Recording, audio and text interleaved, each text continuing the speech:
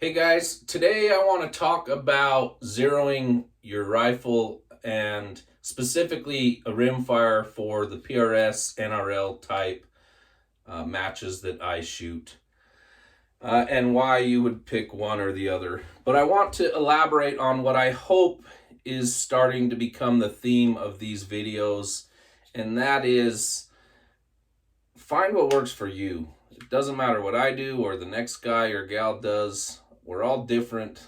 There's a million ways to solve a problem. So don't get caught up in what I'm doing or what anyone else is doing. Just try it, make a good decision for yourself, and run it. And if it doesn't work, adapt it along the way till you find what works for you. So take it for a grain of salt, but this is my process. So I zero at 50 yards, and you often hear people in this sport, when asked, should I zero at 25 or should I zero at 50? The common response is always, it's the same.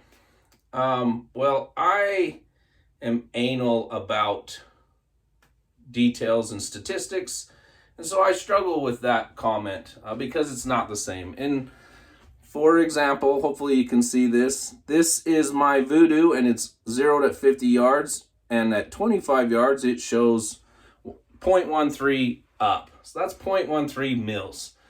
So mathematically, is there a difference? Yes, absolutely. It shows 0.13 mils. Practically, is there a difference? No. 0.13 mils at 25 yards is like a 16th of an inch. Most of you probably can't shoot that great. I sure can't. So practically they are the same, but mathematically they're not. So now that that's out of the way, why would you pick one or the other? I pick a 50-yard zero because I want a finer point of my zero. So I've tried to elaborate this. Forgive my lack of artistic skills. But here we have 25 yards. If you shoot and your impact looks to be about exactly center, at 50 yards, it could be a little off, and at 100 yards, you could be off even more. So I'm going to choose 50 yards because I want to refine in that exact zero. Now, moving on, I often see at the beginning of matches people zeroing their rifles or checking their zero on their rifles, and everyone, oh, I'm 2/10 low or I'm 2/10 high, and they make a correction. And then throughout the match, that correction, they tend to go back to where their zero originally was. So for me, I never zero at the match. And this is my own experience and at my personal or at my local range, which happens to be Hobble Creek, Utah.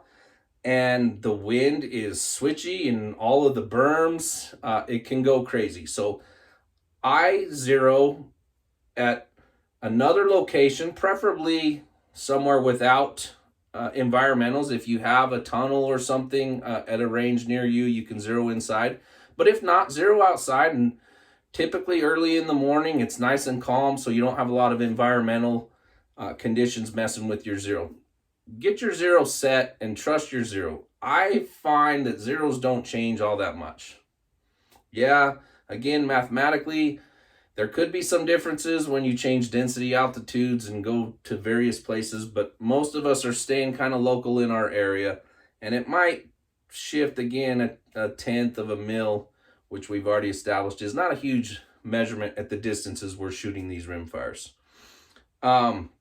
So again, I don't zero at the range. Well, what if you have to? What if you have to, you show up on range day and you have to zero your rifle?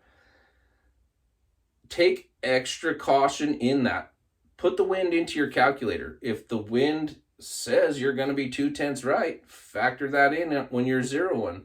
Do your best guess. Focus on your fundamentals. Make sure your trigger control is as good as possible. You're squared up behind the rifle, and do the best you can when you're within those restrictions of having to zero at the match day of.